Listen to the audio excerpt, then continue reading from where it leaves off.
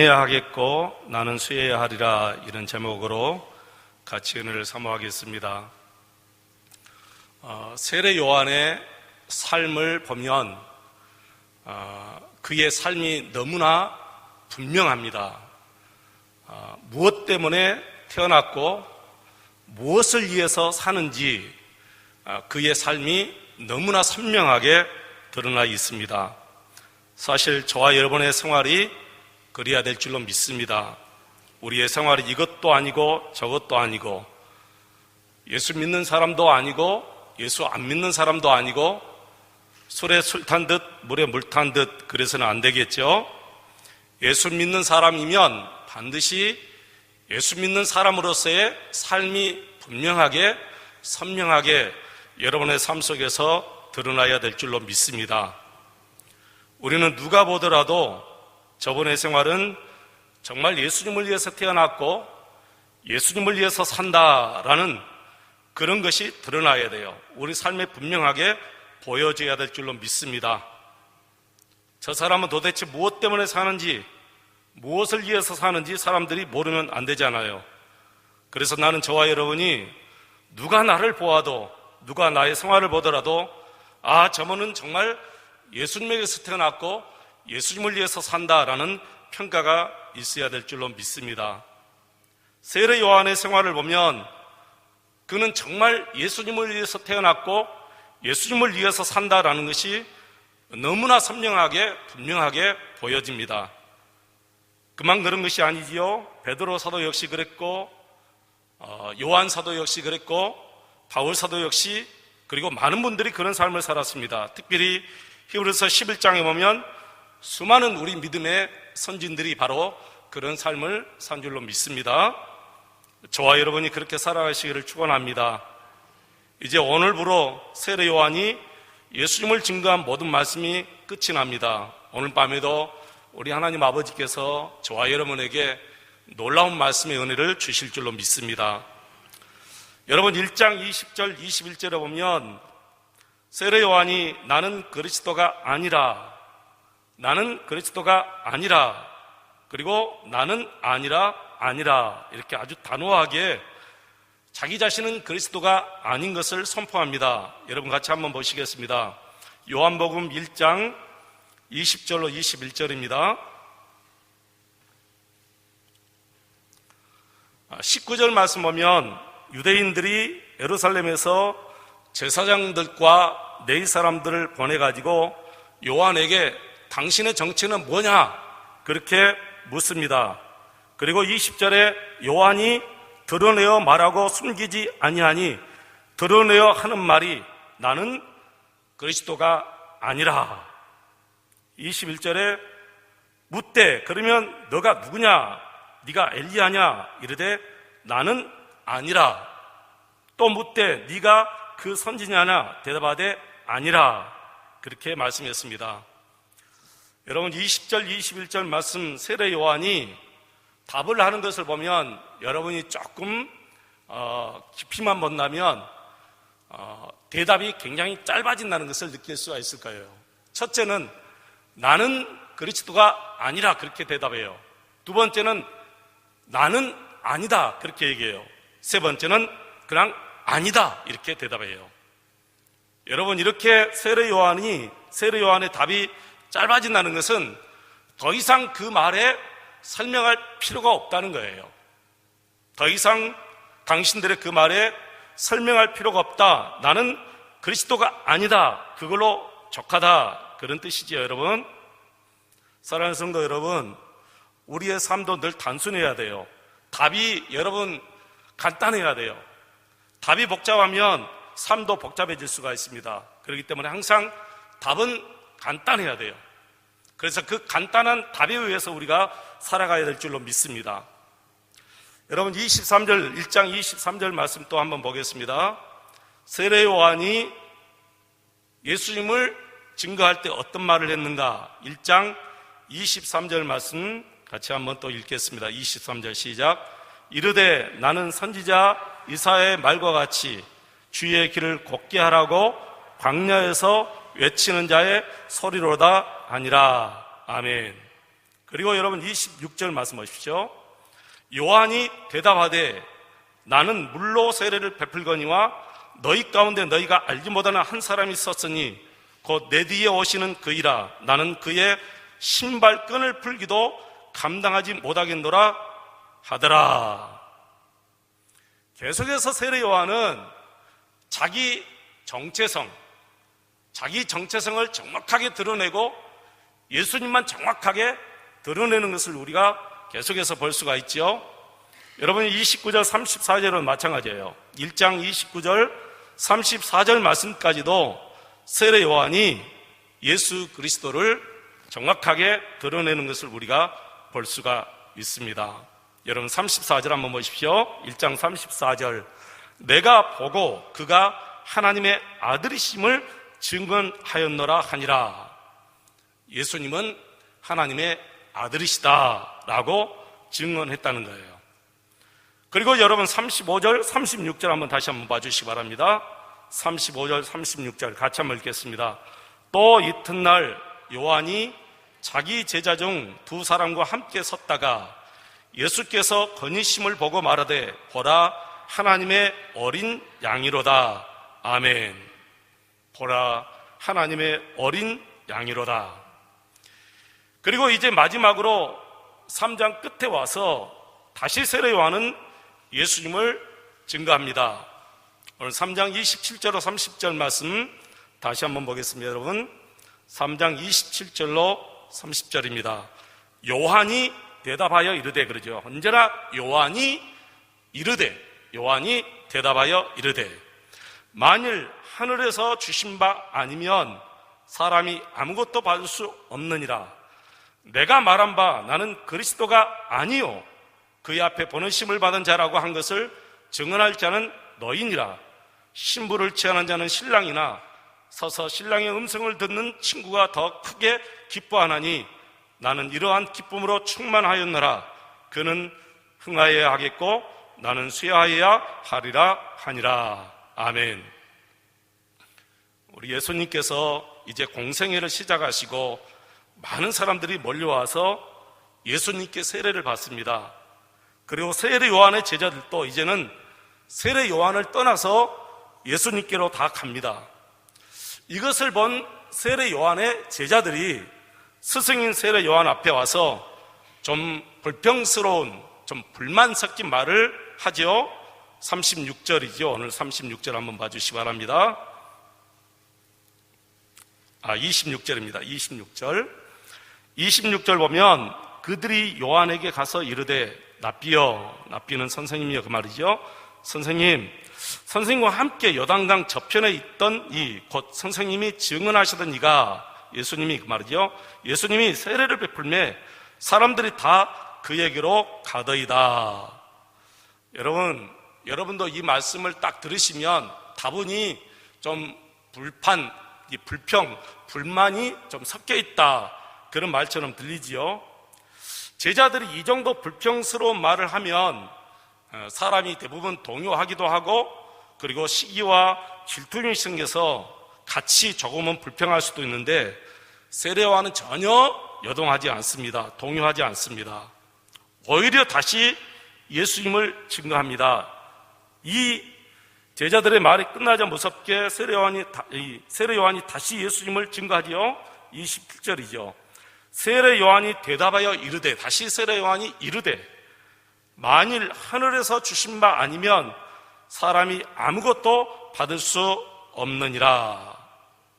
만일 하늘에서 주신 바 아니면 사람이 아무것도 받을 수 없느니라. 이 말씀은 사람들이 예수님을 많이 따라가는 것은 당연하다고 말이에요. 왜 그러냐? 그분이 하늘에서 오신 분이기 때문이다, 그 말입니다. 그것은 우리가 불평할 일이 아니다, 그 말이죠. 내가 너희들이 시기와 질투할 일이 아니다. 이것은 당연한 일이다.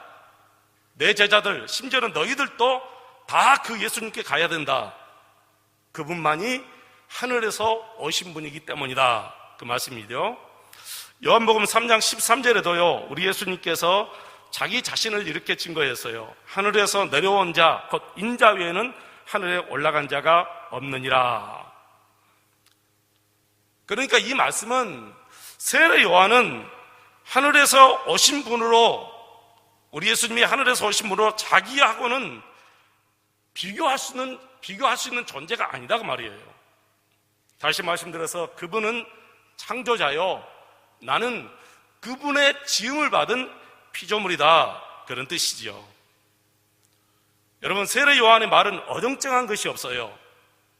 여러분, 그래야 실수하지 않습니다. 자기 선언을 확실히 해야 유혹을 받지 않아요. 사람들이 늘 실수하는 부분이 바로 이런 부분이거든요. 저와 여러분이 어정쩡하게 자신을 생각하고 있으니까 자꾸 유혹을 받습니다. 넓지도 않고 그렇다고 나는 낮지도 않다는 거예요. 그러니까 문제예요. 그러니까 사람들이 어떤 말을 했을 때 내 자존심을 약간 상하게 했을 말에, 그 말에 굉장히 상처를 많이 받아요. 세례 요한처럼 나는 아무것도 아니다, 그렇게 선언을 하고 그렇게 선포하고 살아야 돼요. 그래야 그 어떤 사람들이 하는 말에 상처를 받지 않습니다. 근데 대부분 어정쩡하게 살아요. 나는 높은 사람도 아니지만 그래도 당신보다는 낫지도 않다, 그렇게 사니까 사람들이 나에게 어떤 말을 할 때 자존심을 상하면 그 자존심 상하는 말에 굉장히 상처를 받고 근황 열등감에 빠질 수도 있습니다. 그런데 세례 요한은 아니에요. 나는 종이다는 거예요. 나는 피조물이다는 거예요. 나는 저 아랫사람이다 라고 선언해버리면 끝입니다. 그러면 상처받을 일이 없지요.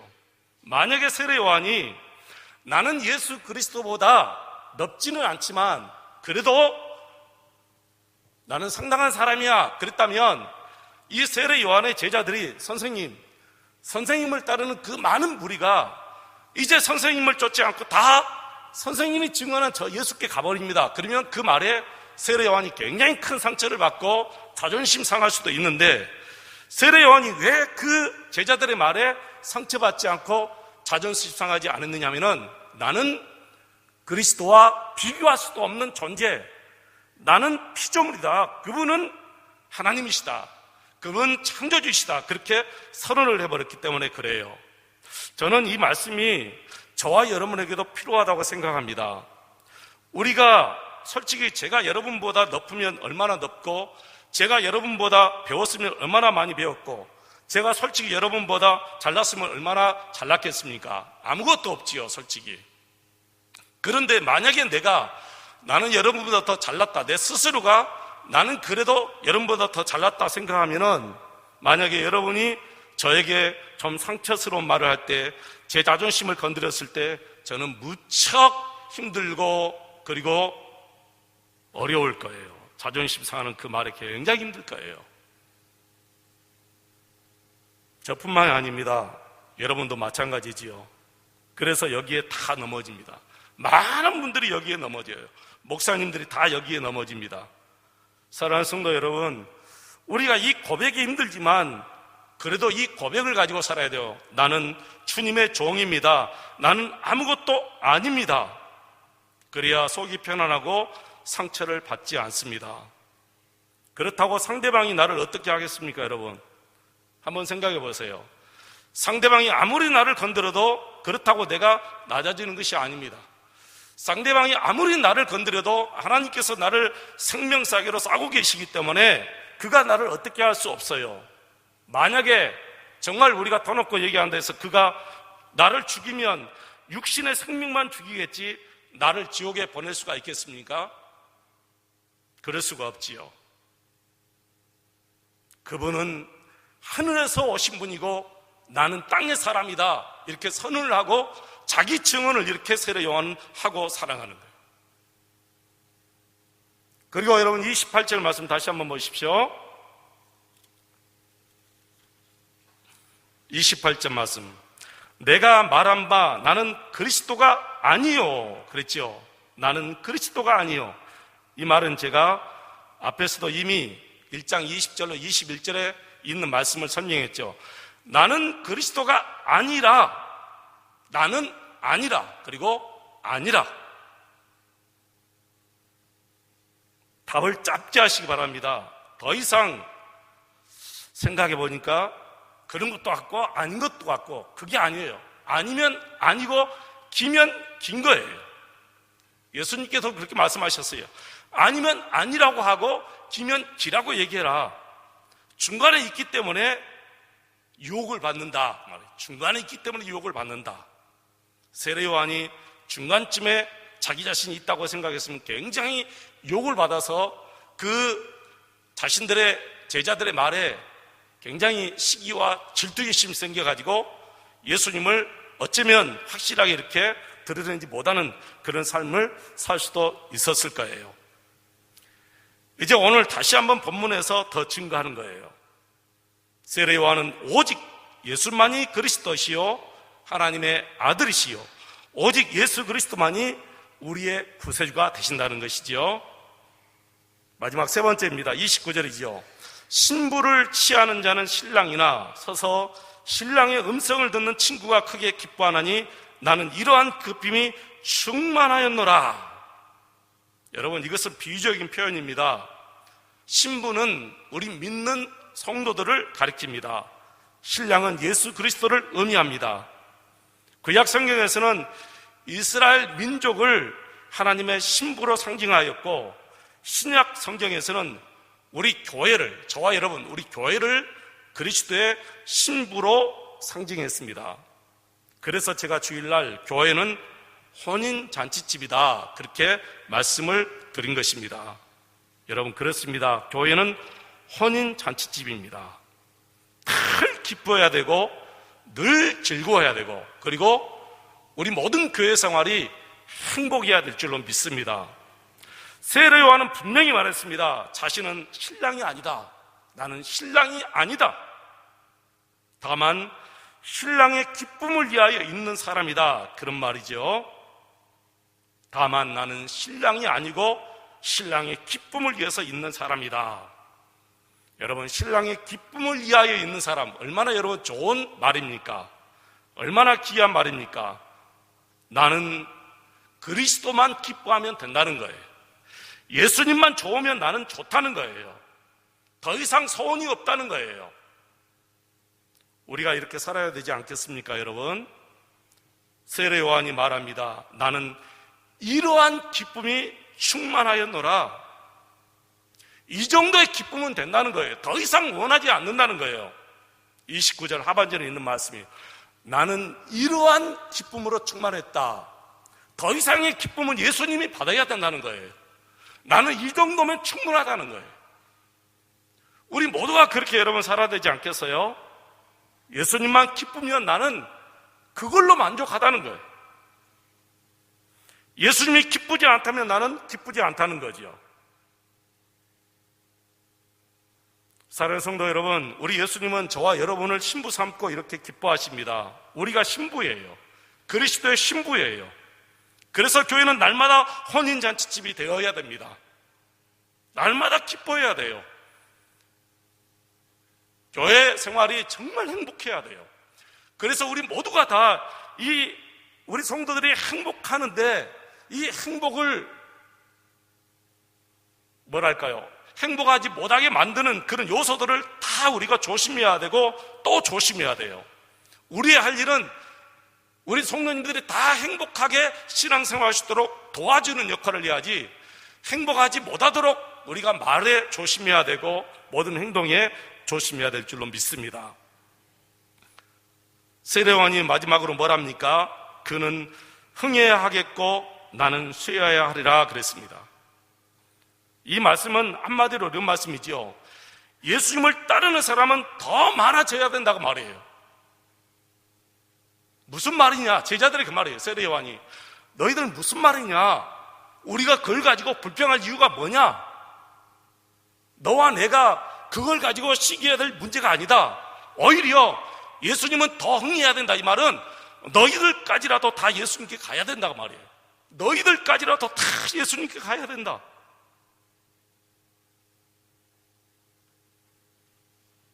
여러분, 예수님이 육신적으로 흥하는 일이 무엇이 있겠어요? 한번 생각해 보세요. 예수님은 흥해야 되고 이 말을 했을 때 예수님이 육신적으로 흥해야 될 일이 뭐죠? 아무것도 없어요. 예수님은 육신적으로 흥해야 될 거 아무것도 없어요. 집이 있습니까? 아내가 있습니까? 자동차가 있습니까? 아니면 뭐가 있어요? 땅 한 평이 있습니까? 아무것도 없어요. 육신적으로 예수님이 흥해야 될 것은 아무것도 없어요. 근데 세례요한은 그는 흥해야 되겠고, 이 말은 오늘 본문 말씀을 쭉 살펴보고 제자들의 그 말을 보면 당연하다, 예수님께 가는 것이 당연하다 그 말이에요. 나는 너희들이 다 예수님께 가야 된다 그 말이에요.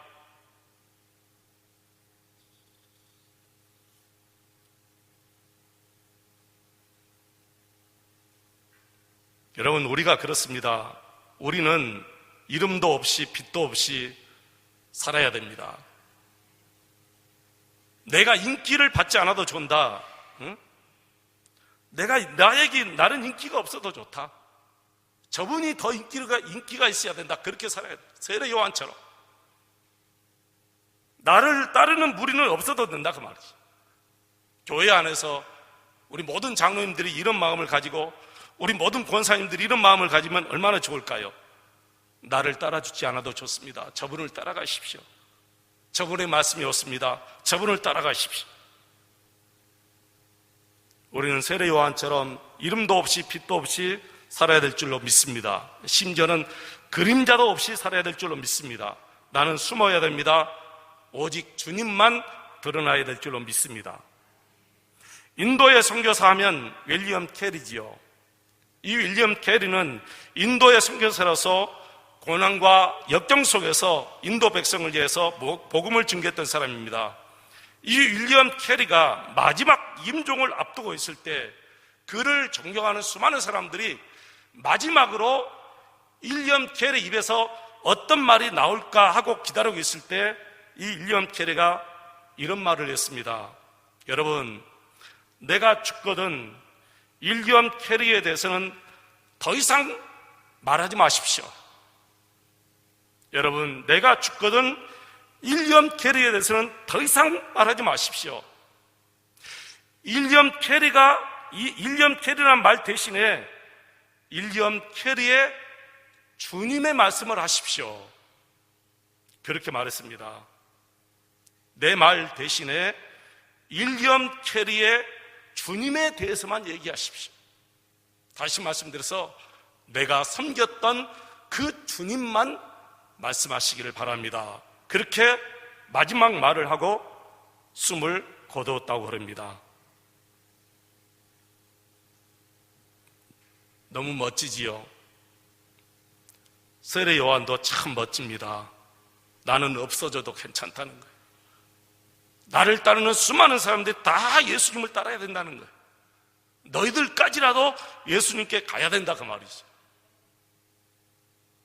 저는 왜 우리 하나님께서 세례 요한을 감옥에 가두고 그리고 세례 요한이 감옥에서 순교를 당하게 했을까를 계속해서 묵상해 보았습니다. 왜 그분을 우리 하나님께서 순교 당하게 했을까요, 여러분? 마지막까지 우리 하나님께서 세례 요한을 정말 존중해 주었기 때문에 그렇습니다. 여러분, 이상하게 들지 모르지만 우리 하나님께서 세례 요한을 마지막까지 귀하게 여겨주신 거예요. 순교의 그 길을 가게 하신 것은 마지막까지 우리 하나님께서 세례 요한을 존중히 여겨주신 뜻이라고 저는 생각했어요. 이렇게까지 얘기한 사람이 만약에 세례 요한이 감옥에서 순교하지 않고 나와서 또 다른 사람들이 세례 요한을 다 추종하고 따랐다고 한번 생각해 보시죠. 그러면 세례 요한의 끝은 정말 볼품이 없어져요. 그런데 왜 세례 요한이 감옥에서 목배임을 당하도록 하나님이 내버려 두셨을까? 하나님의 능력이 없어서입니까? 아니잖아요. 베드로 사도는 몇 번이나 순교할 수 있는 기회가 있었는데 하나님께서 막아서 또 구해주고 또 구해줬어요. 감옥문을 열고서라도 베드로를 하나님께서 또 나오게 해주셨잖아요. 사도 바울도 마찬가지고. 그런데 왜 우리 하나님은 세례 요한에게만큼은 그렇게 단호하게 감옥에서 순교하도록 내버려 두시나요 말이에요. 마지막을 아름답게 하나님께서 세례 요한의 마지막을 아름답게 하나님께서 장식해 주도록 하신 거죠. 너무너무 귀한 말씀이라고 저는 생각합니다. 끝이 너무너무 아름답잖아요. 다른 거 다 없어버리고 아무것도 없어버리고 자기 주위에 아무것도 없어버리고 다 끊어버리고 오직 주님께만 다 번영하는 다음에 다 끝내버린 거예요. 자기 모든 삶을 다 깨끗이 끝내버린 거예요.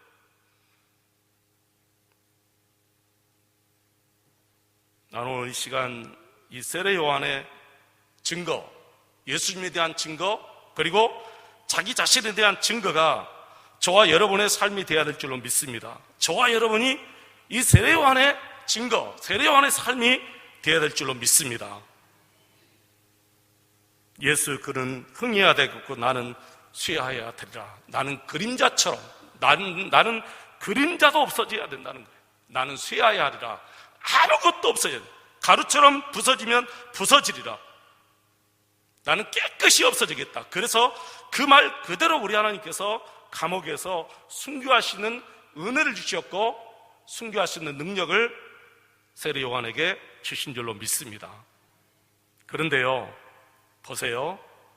이 모든 것이 다 하나님의 은혜다 하는 말씀이 오늘 34절에 나옵니다. 34절 같이 한번 읽겠습니다. 시작. 하나님이 보내신 이는 하나님의 말씀을 하나니 이는 하나님의 성령을 한량없이 주심이니라. 아멘. 자기 자신은 하나님이 보냈다는 거예요. 하나님께서 보냈으니까 하나님의 이야기를 한다는 거예요. 이런 삶을 살 수 있는 이유가 어디에 있었느냐? 성령을 한량없이 보내주었기 때문이다, 그렇게 말합니다. 겸손하지요. 여러분, 우리의 삶 마지막이 이렇게 말이 돼야 돼요. 하나님의 은혜였습니다. 하나님의 은혜였습니다. 내가 한 것은 아무것도 없습니다. 하나님께서 나에게 성령을 한없이 부어주셔서 그 성령의 힘으로 내가 이렇게 살았지 내가 한 것은 아무것도 없었습니다. 이것이 저와 여러분의 고백인데 세례 요한이 그렇게 말한 거예요. 하나님이 보내신 이는 하나님의 말씀을 하나니 이는 하나님이 성령을 한량없이 주심이니라.